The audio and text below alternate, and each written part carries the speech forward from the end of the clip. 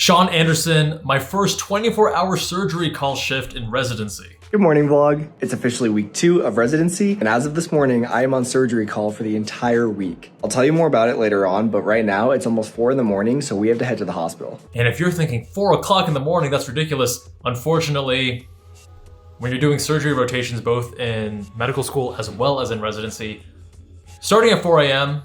is kind of the norm. So if that sounds crazy to you, strap on in because it is a wild ride. Good morning. Hi, Papas. I'm gonna miss you today. Little fit check for the morning. Same clothes as last week. So you'll see some influencers wearing their nice fancy figs or whatever other scrubs. You're never gonna wanna do that on actual surgery rotation because you wear the scrubs into the OR. And in the OR, things get crazy, things get messy, and you're gonna have fluids all over your scrubs, your shoes, whatever. It happens from time to time. And you don't want your fancy figs or whatever to be dirty because you also don't want to have to go wash that at your own house by yourself, right? You're not even sure if all those stains and whatnot are going to get out. So you wear the hospital scrubs, which are provided for free, and they get dirty. You throw them in the laundry. You grab a new one from the scrub machine. They don't look cute. They aren't very comfortable. They're not very fancy. They get the job done though. Actually, they are decently comfortable. They're just very loose fitting. The fabric isn't that soft, but if you're used to fancy figs, you won't be happy. But for the rest of us, it's okay. Still not used to having to be here before the sun even comes up. But the good news is the more you do it, I'd say after a few days or even just a week or two, it becomes so easy. You'll start sleeping earlier and waking up earlier and it won't feel as difficult as in the first couple days. What's that? Week 2, baby. How you feeling? Who's gonna carry the boat? Me, because I'm on call. You know David Goggins actually lives in Vegas. I've seen him running. Slim pickings. When the slim gets picking, the picking gets slim. Is that what they say? Yeah, that's what they say. Pretty low on snacks here today. All these Rockstar energy drinks, all you need is some good tea, which I finished because it's so good. Dude, our vlog yesterday almost got 10,000 views. That's crazy. A lot of people are saying we're so lucky to do residency together. How do you feel? Is that what they call it? Look. I would call it fate. The couple that didn't couples match. No cases this morning? No cases. Okay. All right. No cases today so far. Well, I think you are talking to something. You think I was just Who are you having? talking to? I was having like an office moment where I like look at the camera that's not there. This must be a weekend to not have any scheduled cases. I'm guessing this is a weekend that they're coming in on call because on most weekdays you're gonna have a handful of cases already scheduled. Somewhat unfamiliar with the list, but Yes. it could be worse, just in case, like our attending saw a lot of patients yesterday. So we have to text our attending at 5 a.m. to get the updated list for the morning. So currently pre-charting. All right, we're gonna go round now. Yep. We have a pretty chill patient list. Yep. Potentially one new patient going to surgery today. We're not too sure yet. All right, we're done rounding. And so far, no cases today. So I'm out of here. Yeah, and so DePaul is leaving and it's just past 6:30, which is insane. But if you guys saw last week's vlog, then you'll understand it's totally fair that DePaul is going home right now. Yeah, it's gonna be up in the air, you know. We were kind of thinking about like the way the call schedule is working out this week. You gotta love it. It's 6:30. You already have come in, done a lot of work. DePaul's already heading home before most people are even waking up. It's actually kind of a good feeling once you get over that initial hump of sleeping early, waking up early, and that friction. It does actually feel pretty good. We are done with rounds for the day. I've just been working on some notes and orders. Like we said earlier, we had no scheduled cases today. So D-Boogie actually already left at like 7 a.m. because he's not on call this week. And so that's pretty awesome. I never left that early last week, so I'm definitely a bit jealous, but it's pretty well deserved because he did have a long week. So let me explain the whole call thing. Basically, from this morning at 7 a.m. until Sunday morning at 7 a.m., I am the resident on call for surgery. So that means if a patient comes into the emergency room and needs a surgical consult, or if any of the currently admitted patients need a surgical consult, then I'm the one who has to go and see them. And this can happen in 5 minutes, this can happen in a couple hours, this can happen at 3 in the morning. You just can't really predict who's gonna need a surgical consult. But I'm I'm still responsible for being here in the morning, rounding on our current patients with DePaul, and, scrubbing in for any procedures that we have during the day. Now, just to clarify, this is home call because obviously I can't just stay in the hospital between now and next Sunday. That would be totally unethical. Unethical has never stopped them before. So I could technically go home right now. The issue is that I live 20 minutes away. So there is a risk that I drive all the way home, relax, and then all of a sudden I get called to come back and see a patient. So now I have to drive 20 minutes back, park, walk into the hospital. So that could take me like 30 minutes between the time that I get the call and then make it back to the hospital, and then obviously have to chart check, see the patient, and report to my attending. So the safe thing to do is to hang out here at the hospital until about 5, 6, or 7 p.m. because anything after that, if it's not emergent, we can probably wait to see them first thing in the morning. And that way I'm here during the day to see anything that comes in before that. But again, if something comes in at like 1 in the morning and they need emergent surgery, then it doesn't matter. I have to come back and see the patient. We have to take them to the OR. Yeah, when people are saying they're on call, nowadays the norm is home call, meaning that you generally, you can be at home. Shaun lives 20 minutes away. He wants to play it safe, stay in the hospital. They probably have a call room for him. So he could, well, maybe he doesn't have a call room. I'm not sure actually. But if you do have a call room, then you can sleep even during the day or at night, whatever. And then when your pager goes off, you're right there. It's very quick. On busier call days, this will be very, very useful. But I think his strategy here is very reasonable because rather than wasting time commuting, because what if you do get called in 2-3 times during the day and you drive back and forth from home each time? That's a lot of time just commuting. So staying there at the hospital, probably doing your other work, being productive, not just sitting twiddling your thumbs or going on Instagram, but doing your other content creation or studying or whatever else you need to do. Yeah, do that at the hospital. You'll have your laptop there, of course. And that's a way to just be efficient, be intentional with your time, be intelligent about it. And so I think I'm just gonna get some work done on the research course that I've talked about in my other vlogs. And we're also launching a new interview course for medical school and residency. Yeah, the ultimate research course was actually me, Shaun, and DePaul. It is wild because all three of us bring different strengths to the table and we all have, I think it's 60 or 65 plus research items. That's publications, abstracts, presentations. We came together, we brought our strengths together, and we teach you in a very repeatable, systematic way because I know how research can be so overwhelming when you're first getting started. So this very much lowers that learning curve, makes it very approachable so that you can also crank out research publications, which, by the way, any publication or research item you have during college benefits you both for med school and residency. No other extracurricular allows you to do that. Other extracurriculars are only for, let's say if you're a pre-med extracurricular, it's only for med school. You don't include that during your residency apps except for research items, which is awesome. So that one's huge. And the Interview AI course, which is also available right now, has some pretty cutting edge AI where you will be fooled into thinking you're speaking to a real person, and it will give you personalized, actionable feedback on what you're saying, how you're saying it, your tone, your body language, all these things. We're very proud of it. So check the link in the description. You get some more Shaun and me and some really awesome tools at your disposal. Okay, so I ended up taking a little nap. It's about 10:15 and I just got woken up because we have a consult. Dude, it's sick they have an Eames chair in the lounge. It's about 12 in the afternoon and we just got 2 more consults. Okay, so both of the consults we just got have to go straight to surgery, so today just became really hectic. Absolutely insane afternoon. We are finally done with those emergency cases. And that's what happens with call. It's unpredictable. So sometimes it's going to be a very busy day. Sometimes it's going to be an intermediate day, which it seems like this is. And other days, it's going to be a slow day. You never know what you're going to get. So today ended up getting a little busy in the afternoon. So the day started off really chill. We didn't have that many patients on our list. DePaul was actually able to leave right after rounds at 7 a.m. We didn't have any scheduled surgeries. I relaxed for a bit, took a small nap, and then around 10:30 or so, I saw our first consult of the day. And before the attending could even get back to me about that first patient, we had 2 patients come in that both required immediate emergency surgery. That's when things got hectic because I had to go see the patients, update the attending, go and meet the attending in pre-op, go see the patient again in pre-op. Then obviously we had to do each case, turn over the room, do the next case. And so it got pretty busy. Luckily everything was fine. I was on top of my work, but it was a really good example of what call looks like, where sometimes you can be sitting around doing a whole lot of nothing. And then sometimes you can be running around for hours nonstop. In a weird way though, it's kind of fun. I don't know why, it's like so fun to have that different change of pace throughout the day. But it's still early in my call week, so we'll see if I change my mind about that later in the week. Surgery life, best life. It's almost 6:30, so my plan now is to actually head to the gym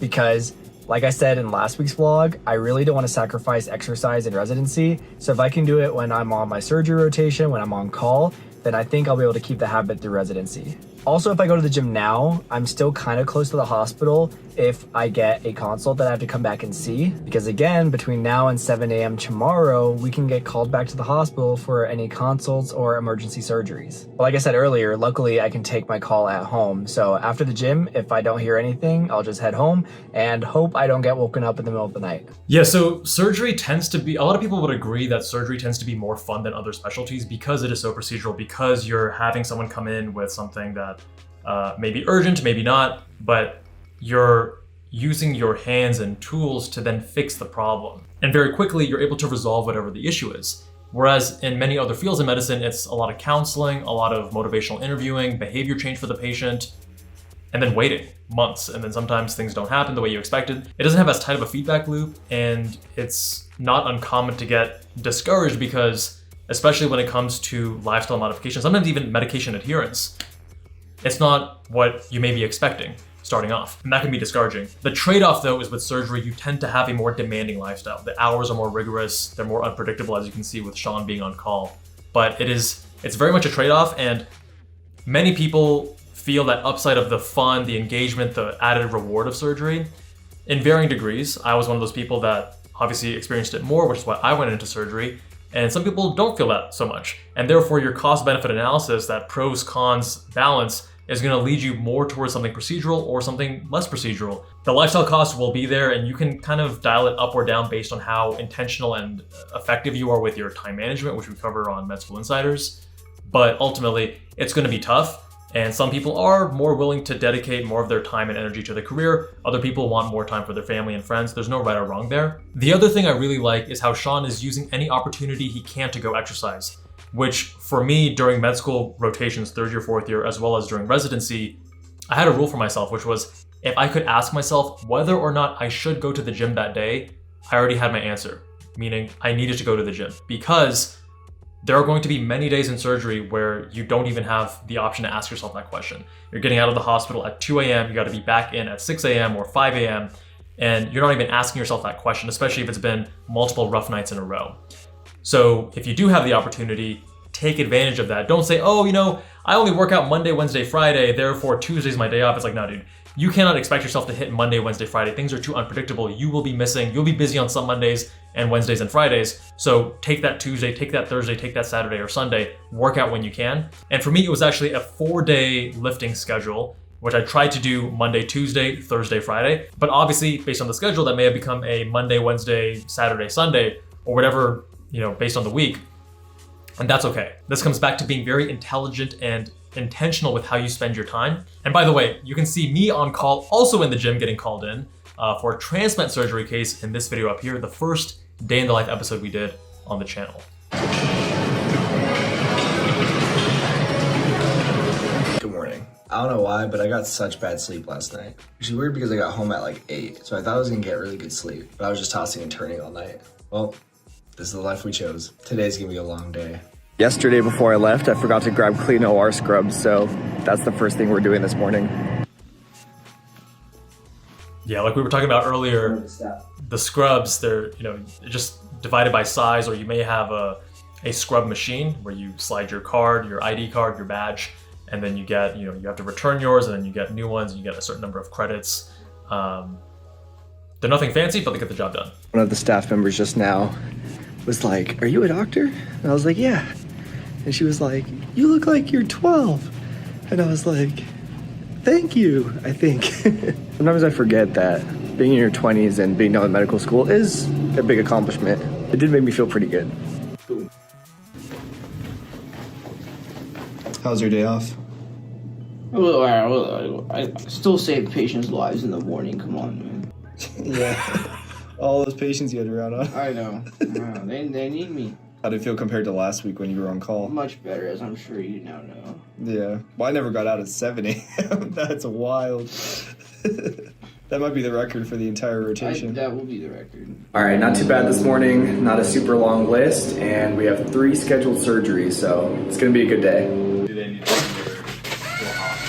All right, 1 case down, 2 more to go. Just running out for a quick snack before the next case starts. So what is pre-scrub? Before you go into any case, you need to scrub, which is you're cleaning your hands and your arms so that when you go into the case and you scrub in, you're wearing gloves and a gown, there's a much reduced risk of bacteria infecting the patient. Now, there are 2 types of scrubbing. There is the traditional form where you have there's various cleaning solutions like chlorhexidine and such, and there's a sponge, and then these bristles on the other side, and you're gonna scrub your fingernails on the bristles, and you're gonna go back and forth, and there's a whole method to the madness, and we actually do cover this on Day in the Life of an Orthopedic Sports Surgeon, I believe. But the first scrub of the day, you want it to be that traditional method. This can be a pre-scrub, and then that's going to clean your hands, reduce the bacterial burden so that for subsequent cases, you now are able to use, there's these various gels. Think of it like a hand sanitizer, essentially. It's not the same as the stuff that you get at a restaurant or whatever, but they have these surgical grade gels that after you do that first pre-scrub, you can then use the gel instead, but you first have to do the pre-scrub. You can't just go straight to using the gel. But the gel is a lot faster, which is why it's beneficial to do that between cases moving on rather than doing the more traditional scrub. But I mean, it depends on your preferences, and you'll see a lot of surgeons, especially older school people, that just want to keep doing the more traditional scrub between every case, which is totally fine. Okay, so I'm in my car now. Today was a really front-loaded day where we had rounds and then we had multiple cases going on, and we were kind of just behind the entire morning, just things going on with the cases. We had to do things for some of our patients that are admitted on the floor. Overall, just a really busy morning. We didn't even have a chance to grab lunch until like 1:30, but now it's 2:30. We are not technically on ED call today. So basically what that means is another surgeon is covering ED call, like emergency room call. And that's what we're normally covering during the week. So right now, the only reason we would get a consult or a call is if a patient comes in and they're already an established patient of one of my attendings. So there is a chance that I have to come back. In fact, 2 of the days that DePaul was on non-ED call last week, he did have to come back in and see patients that were already established with our attendings. So with that said, as you guys can see, I changed. And the reason is because one of my friends invited me to go over to the circus gym that I train at every week. Some of you guys, if you follow me on Instagram, you know that I like to do flips. I train at one of the local circus gyms. And she's heading over there, so she asked if I wanted to go. And it's like right down the street from the hospital, like 5 minutes that way. So I figure it's pretty safe. I can go over there and do some training. And if I get called in, then I can just drive back. And if I don't get called in, then I got some exercise today. Good morning. Yesterday was super chill because, like I said, we were not on ED call. So we didn't have any patients come in that were known to my attending. So I had no one to come back to the hospital and see, which was amazing. So our list of patients to round on this morning just consists of the patients we've already been seeing and some of our post-ops from yesterday. So I got here a little bit later today since I don't have to do so much pre-charting and pre-rounding, but I'm really tired. I did not sleep very well last night. So I think tonight I really need to prioritize getting really good sleep. DePaul slept past his alarm, so he said he's currently speeding here. What a slacker, that guy. He gets 1 week off call and he feels like he doesn't have to show up on time. Typical. Nah, I'm just kidding. I will say there is something relaxing about pre-rounding in the morning and doing chart review because you can kind of just hang out, listen to music. It's pretty relaxing. Everything's quiet and peaceful, slower pace. Well, you can go to slower pace if you want, but you're generally going to want to finish it as quickly as possible, just without the chaos and hecticness around you, and then whatever spare time you have before you round with your team.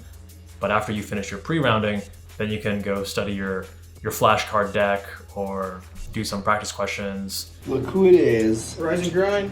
What a slacker. Who's gonna drive the boat? Apparently just me, because someone lollygagged this morning. Look how much work I've done. Dude, I love the energy and chemistry between these 2 guys.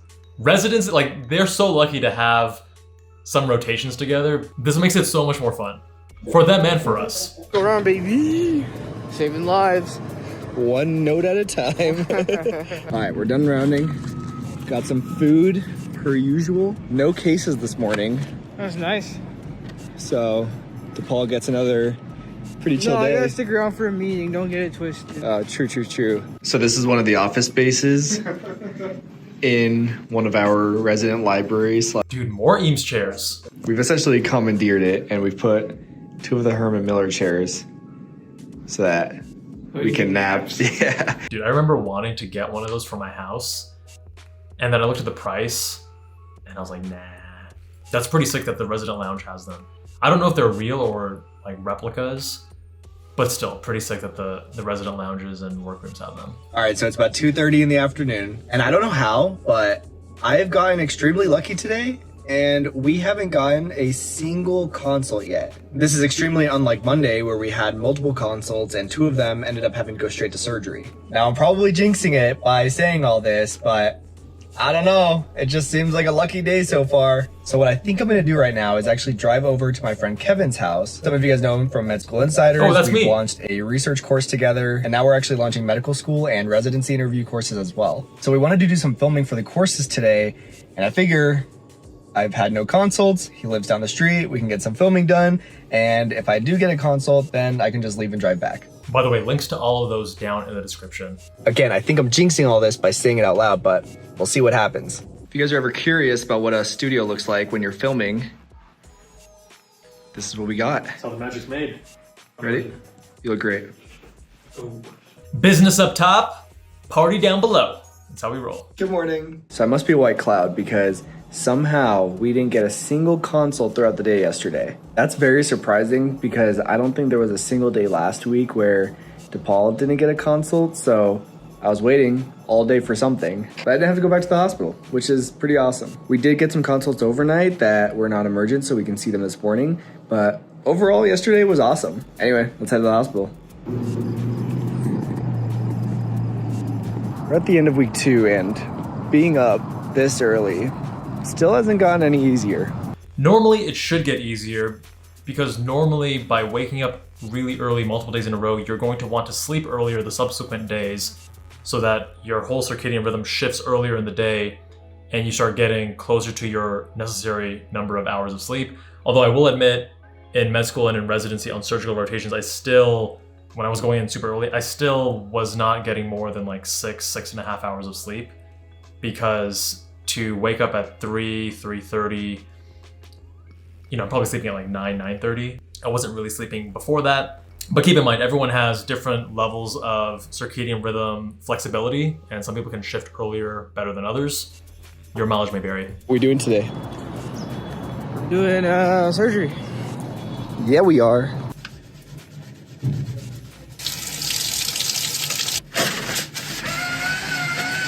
Good scrub technique. Well, pre-scrub technique. So he has the sponge and the brush, and he's cleaning, and he's going he has his elbows below so the water runs away, right? You want the dirty water to run away, not towards the part that you're trying to keep extra clean, which is your hands. But then he grabs paper towels and wipes right now. The paper towels are not clean. So that's why I know this is a pre-scrub, because he would not be going into the OR. Normally, if you're going to the OR to scrub in, you're gonna hold your hands like this and then walk backwards, not touching anything with your hands. And the surgical tech is gonna give you a sterile towel to then clean your hands, dry your hands, and put on the gown, put on the gloves, and you're ready to rock. This is pre-scrubbing so that in the future, see in the background right there, that 3M like triangle looking thing, in the future he can go there, use the foot pump to press some of that onto his hands, and then just scrub in like that. We had a couple consults to see this morning, and then we had 2 cases, which both went pretty well. And now we have a few hours until we have didactics this afternoon. So we are posting up in this office that we've commandeered like we did yesterday.